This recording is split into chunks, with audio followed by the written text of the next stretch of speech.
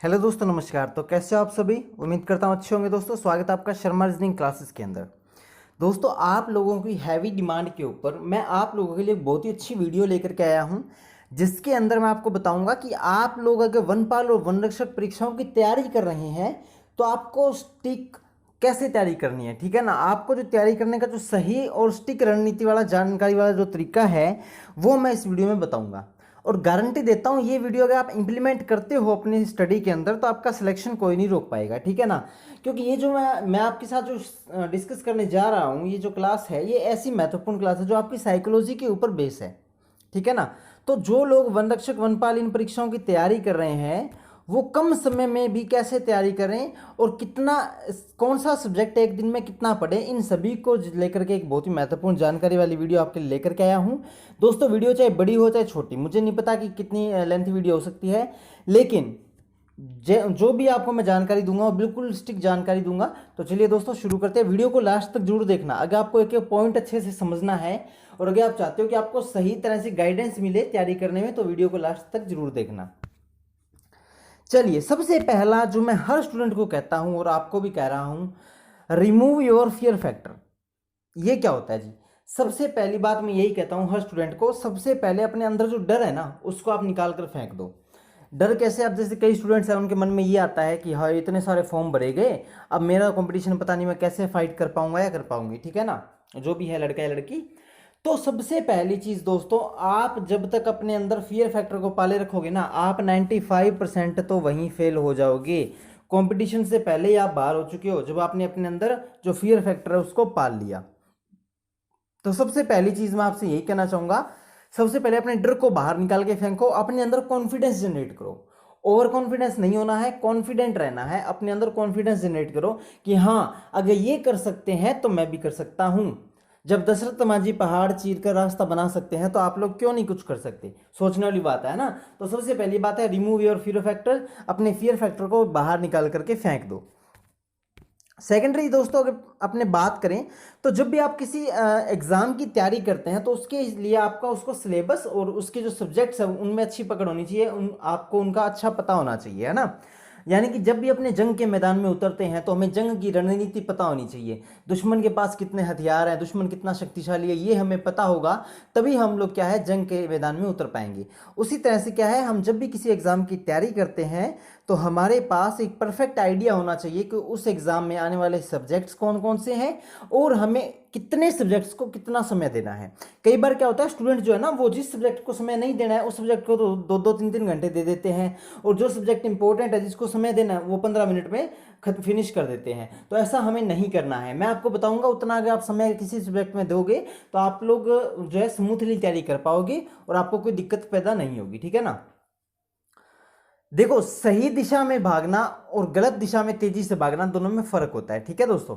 एक तो ऐसा है कि सही दिशा में आप भाग रहे हो तो आप लोग लक्ष्य तक पहुंच जाओगे। अब आप भाग ही उल्टी दिशा में रहे हो तो लक्ष्य तक कैसे पहुंचोगे?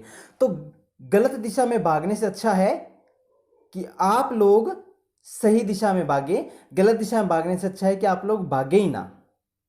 ठीक है ना? मैं हर स्टूडेंट को यही कहता हूं, गलत डायरेक्शन में मेहनत करने से अच्छा है कि आप मेहनत ही ना करो, आप निठल्ले बैठे रहो। ठीक है? क्योंकि जिस काम का हमारे पास फ्रूटफुल रिजल्ट ना आए उस काम को करने का फायदा नहीं होता है। तो चलिए दोस्तों, सबसे पहले अपनी बात करते हैं सब्जेक्ट्स की। तो आपके पास कितने कौन कौन से सब्जेक्ट्स हैं? राजस्थान जीके है, इंडिया जीके है, मैथ्स है, करंट अफेयर्स और एवरीडे साइंस है। ये 5 ही सब्जेक्ट्स आपको पढ़ने हैं। क्लियर? चाहे आप पुराना पैटर्न उठा के देख लो, चाहे आप नया पैटर्न उठा के देख लो। नए पैटर्न में कुछ नहीं हुआ था, कुछ एक टॉपिक्स कटे थे, बाकी सब्जेक्ट वगैरह सेम थे। जैसे कि मैंने आपको पहले कहा था सब्जेक्ट वगैरह सेम रहेंगे। तो 5 सब्जेक्ट में कितने सब्जेक्ट्स को ऐसे हैं जिन्हें 1-1 घंटा टाइम देना है, कितने सब्जेक्ट्स ऐसे हैं जिन्हें 2-2 घंटे टाइम देना है। और अच्छा, शिफ्ट का भी फर्क पड़ता है दोस्तों इसमें। शिफ्ट का कैसे? कोई सब्जेक्ट ऐसे होते हैं जो आप अगर सुबह सुबह पढ़ते हैं तो फ्रेशली आपको याद रहते हैं, कई सब्जेक्ट ऐसे होते हैं जो आप रात को पढ़ते हैं तो आपको याद रहते हैं। वो भी मैं आपको बताता हूँ। ये भी एक साइकोलॉजिकल फंडा है बहुत तकड़ा, जो आप में से काफी सारे स्टूडेंट्स को नहीं पता। आप लोग क्या करते हो, जब मन किया जीके उठा लिया, जब मन किया करंट अफेयर उठा लिया। ऐसे नहीं होना चाहिए। आप लोग स्टीक रणनीति से तैयारी करके देखो दोस्तों, आपको तैयारी करने में भी एक अलग मजा आएगा। ठीक है ना? चलिए, सबसे पहले मैं बात करूं दोस्तों, सुबह सुबह जब आप उठते हो ना, आप किसी भी सब्जेक्ट को हाथ मत लिखाओ, आप सिर्फ करंट अफेयर को उठाओ, क्योंकि करंट अफेयर जो है वो तरोताजा सब्जेक्ट है। और हर दिन का करंट अफेयर कुछ नया होता है। तो सुबह सुबह जब आप सोकर के उठते हो रिलैक्स माइंड में, तो आप लोग करंट अफेयर को उठाओ, क्योंकि आपका जो इनिशियल है माइंड का वो वहीं से स्टार्ट होने वाला है। तो करंट अफेयर आपको कितनी देर पढ़ना है? सिर्फ 1 घंटे पढ़ना है। कितनी देर पढ़ना है दोस्तों? सिर्फ 1 घंटे पढ़ना है। कब पढ़ना है? सुबह 9 बजे बैठ जाओ, 9 से लेकर के 10 बजे तक आप लोग करंट अफेयर पढ़ लो। कब पढ़ना है? सुबह ही पढ़ना है। कई बार क्या होता है, स्टूडेंट है ना, पूरे दिन तो मस्ती मारते हैं, बाद में एक आधी बार मैथ पढ़ लिया, एक आधी बार जीके पढ़ लिया, उसके बाद लास्ट में जाकर करंट अफेयर उठाते हैं, तब तक वो करंट जो है वो करंट नहीं होता, फिर वो बासी बन जाता है। ठीक है ना? तो करंट अफेयर को सुबह सुबह जल्दी ही कवर आउट करो। ठीक है? 9 बजे 9 से लेकर के 10 बजे तक, यानी 1 घंटा आप लोग करंट अफेयर पढ़ोगे, सफिशियंट है। 1 घंटा करंट अफेयर में सफिशियंट है। ये जो मैं आपको टाइम बता रहा हूँ ना, इसमें कोई दो राय नहीं है कि टाइम बिल्कुल करेक्ट है आपकी तैयारी के लिए। ठीक है ना? क्योंकि मैं साइकोलॉजिकली प्रिपेयर किया है मैंने इस टॉपिक को। ठीक है? कि कितने स्टूडेंट को कितना टाइम देना चाहिए। ठीक है? तो ये इतना हैवी सब्जेक्ट नहीं है जो आप इसके अंदर अगर 2-3 घंटे दे रहे हो तो गलत है। ठीक है? नेक्स्ट है बेसिक मैथ। बेसिक मैथ उससे जस्ट बाद में आप स्टार्ट कीजिए, लेकिन आपने नोट किया होगा यहाँ पे मैंने टाइम 10-15 से स्टार्ट किया है। 9 से 10 जब आपने करंट अफेयर पढ़ लिया तो 10-15 तक आप लोग रेस्ट कीजिए, 15 मिनट का रेस्ट कीजिए। किसी भी सब्जेक्ट में चेंज करने से पहले अपने माइंड को उस पोजीशन में ले जाने के लिए आपका रिलैक्स करना बहुत ज़्यादा जरूरी है। तो आप लोग रिलैक्स कीजिए 15 मिनट। 15 मिनट के ठीक बाद आपका टाइम हो जाएगा 10:15। 10:15 बजे आप लोग बेसिक मैथ को उठाइए, क्योंकि बेसिक मैथ ऐसा है जो आप जल्दी उठाओगे, आप फ्रेश माइंड से करोगे तो आपको मजा आएगा, वरना आपको बोरियत फील होगी। अच्छा, एक बात और, काफी सारे स्टूडेंट कहते हैं कि सर मैथ समझ में नहीं आता, पल्ले नहीं पड़ता, मन नहीं करता पढ़ने का। जब आपका मन ना करे तो दोस्तों आप वो टॉपिक उठाया करो जो आपको सबसे इजी लगता है, क्योंकि जब आप उसके क्वेश्चन को सोल्व आउट करोगे तो आपके अंदर एक कॉन्फिडेंस जनरेट होगा कि हाँ yes I can do it, मैं इसे कर सकता हूँ या कर सकती हूँ। ठीक है ना? तो सबसे पहले आप इजी टॉपिक को उठाइए, और मैथ इतना मुश्किल नहीं है जितना बड़ा आप हवा बना रहे हो। ठीक है? अगर आप करोगे तो क्या नहीं हो सकता ये बताओ है? अगर ये इंसान चाहे तो क्या नहीं कर सकता। तो 10:15 से 11:45 तक आपको पढ़ना है मैथमेटिक्स। क्या पढ़ना है? मैथमेटिक्स। ठीक है ना? 10:15 से 11:45 तक, यानी कि 1.5 घंटे आपको मैथमेटिक्स पढ़ना है। इससे ज़्यादा आपको नहीं पढ़ना है, क्योंकि ये जो मैथ है वो एडवांस लेवल का नहीं है, ये मैथ्स ओनली बेसिक लेवल का है। 1.5 घंटा अगर आप सफिशिएंट पढ़ते हो, अच्छी तरीके से पढ़ते हो, तो आपके लिए बेस्ट है। अगर आप अच्छी तरीके से पढ़ते हो तो ठीक है ना? ऐसा नहीं कि आप टाइम पास कर रहे हो, बीच में मोबाइल आ रहा है उससे बात कर रहे हो, इससे बात कर रहे हो, बीच में मैसेजेस देख रहे हो, बीच में आप लोग देख रहे हो अच्छा अच्छा ये सॉन्ग सुन लेता हूँ, अच्छा टीवी में क्या चल रहा है, उसने मेरे को क्या बोला, मैं उसको क्या बोलूँगा। ये अगर आप ये चीज़ें दिमाग में लेके चलोगे तो आप 1.5 घंटे नहीं, फिर आप 1.5 दिन बैठे रहो, चाहे कोई दिक्कत नहीं है। ठीक है ना? लेकिन आपको अगर स्ट्रिक्टली पढ़ना है तो 1.5 घंटे आपका सफिशियंट है। 11:45 हो गए जी। अब 11:45 से 12:15 तक आप लोग अपना लंच टाइम निकाल लो। ठीक है ना? आपको आधा घंटा दे दिया लंच टाइम के लिए, 30 मिनट्स। 30 मिनट, देखो ऐसा कोई व्यक्ति नहीं है जो इतना स्लो खाना खाता हो कि उसे 30 मिनट लगते हो खाना खाने में। हाइएस्ट आप 10 से 15 मिनट में खाना खा लेते हो, उसके ठीक 15 मिनट बाद आप रेस्ट कर लो। ठीक है ना? 15 मिनट तक, 15 मिनट आप खाना खाते हो, उससे 15 मिनट तक आप रेस्ट कर लो, टोटल हो गया आधा घंटा। टाइम हो जाएगा तब तक 12:15।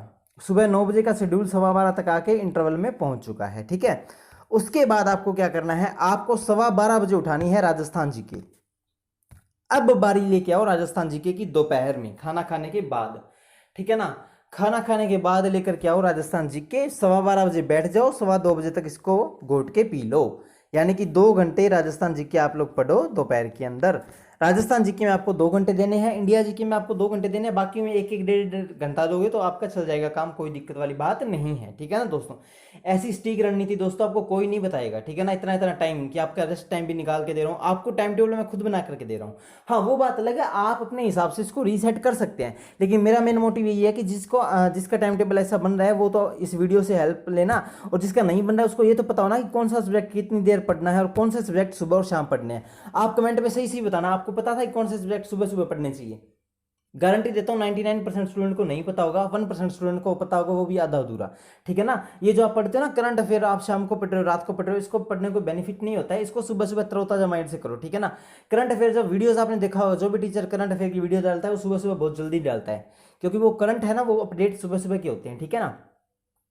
जीके वीक के तो बाद में चलता रहता है, ये तो जो था वही है।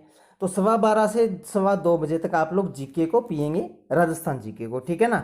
2:15 के बाद जी 15 मिनट का रेस्ट। आपने देखा हर सब्जेक्ट के बाद मैंने आपको 15 मिनट का रेस्ट दिया है।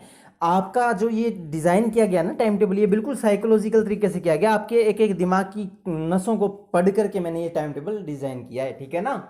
इससे स्मूथ टाइम टेबल आपका नहीं हो सकता। अगर आप रियली आप अगर जॉब करना चाहते हो, आपका सपना है जॉब में लगने का, तो इससे स्मूथ टाइम टेबल आपके लिए नहीं है। फिर तो कंपटीशन छोड़ देने का ही आपका ऑप्शन बचेगा, ठीक है ना। इंडिया जीके आप लोग उठाओ 2:30 बजे, 2:30 से 4:30 तक आप इंडिया जीके कर लो। 4:30 तक आपने इंडिया जीके कर ली, उसके बाद 15 मिनट का रेस्ट ले लो, चाय कॉफी दूध जो भी आपको पीना है वो पी लो। टाइम हो जाएगा 4:45। अब जी 4:45 से 5:45 तक, यानी कि 4:45 से 5:45 तक एवरीडे साइंस को उठा लो। इतना हैवी सब्जेक्ट नहीं है, 1 घंटे में कवर हो जाएगा, कोई बड़ी वाली बात नहीं है, कोई बड़ा इशू नहीं है, ठीक है ना। एवरीडे साइंस को उठा लो। कब से कब तक? 4:45 से 5:45 तक। अब जी 5:45 के बाद आप फ्री हो। 5:45 के बाद आप लोग फ्री हो, आराम से घूमो फिरो, पार्क में जाओ, ठीक है ना। जिससे बातें करनी है बातें करो, मोबाइल चलाना है मोबाइल चलाओ, कोई दिक्कत नहीं है। सोना है सो जाओ, माइंड को फ्रेश कर लो। उसके बाद जो भी आपने पढ़ा है, जो भी आपने पढ़ा है, वो रात को सोने से पहले, रात को बेड पे जाने से पहले एक बार आप उसकी रिवीजन कर लेना। मैं प्रेफर करता हूं दोस्तों उन स्टूडेंट्स को जो डेली रूटीन रिवीजन करते हैं। कई बार क्या होता है, स्टूडेंट क्या करते हैं, मंडे टू सैटरडे तो पढ़ लेंगे, संडे को उसकी रिवीजन कर लेंगे। ऐसा करने को फायदा नहीं है। महामूर्ख हैं वो स्टूडेंट जो वीकेंड रिवीजन करते हैं। देखिए, आप अगर थोड़ा थोड़ा पढ़ रहे हैं, थोड़ी थोड़ी, देखो मैं ये नहीं कहता ज्यादा पढ़ो, थोड़ा थोड़ा पढ़ो, लेकिन अच्छे से पढ़ो।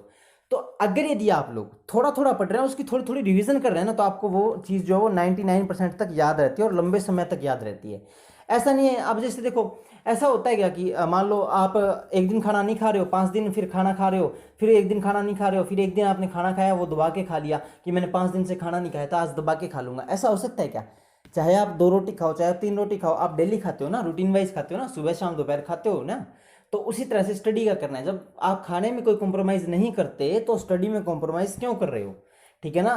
तो डेली रूटीन रिवीजन सोने से पहले करनी है। रट्टे नहीं मारने हैं उसके, आपको रट्टे नहीं मारने हैं। आपको क्या है, उससे गो थ्रू होना है कि आज आज मैंने ये पढ़ा, ये टॉपिक मुझे अच्छे से समझ में आ गया, ये टॉपिक मैं कल करूंगा, ठीक है ना। इस तरह से तैयारी करोगे ना, गारंटी देता हूँ सिलेक्शन आपका कोई नहीं रोक पाएगा। और आपका जो फियर फैक्टर जो है ना, वो बाहर निकल के अपने आप बाहर चला जाएगा। कैसे? क्योंकि जब आपके अंदर कॉन्फिडेंस आएगा तो फियर फैक्टर आपका कुछ नहीं बिगाड़ सकेगा। तो डेली रूटीन रिवीजन जरूर करना दोस्तों, सोने से पहले डेली रूटीन रिवीजन जरूर करना। इसका आपको फायदा मिलेगा बहुत ज्यादा, आपके नॉलेज में ग्रोथ होनी स्टार्ट हो जाएगी, ठीक है ना। अच्छा, इससे अलावा एक डाउट और कि सर बुक्स कौन सी पढ़ें, स्ट्रेट आइडिया बता दो कि बुक्स कौन सी पढ़नी है। तैयारी कैसे करनी है बता दिया मैंने, अब बुक्स कैसे पढ़नी है, कौन सी पढ़नी है, उसकी मैंने ब्रीफ वीडियो बना रखी है चैनल पे आपकी सुविधा के लिए। उस वीडियो का लिंक मैं नीचे डिस्क्रिप्शन बॉक्स में दे दूंगा। जिन्होंने वो वीडियो नहीं देखी है, जिनको नहीं पता कि बुक्स हमें कौन सी पढ़नी है और कैसे पढ़नी है, वो उस वीडियो पर जरूर जाना दोस्तों, बहुत ही महत्वपूर्ण वीडियो है आप सभी के लिए। बाकी इस वीडियो में मैंने जितनी भी डिटेल आपके साथ शेयर की है, इनको आप इंप्लीमेंट करके देखना, आपका सिलेक्शन ना हो तो मेरी गारंटी है, ठीक है ना।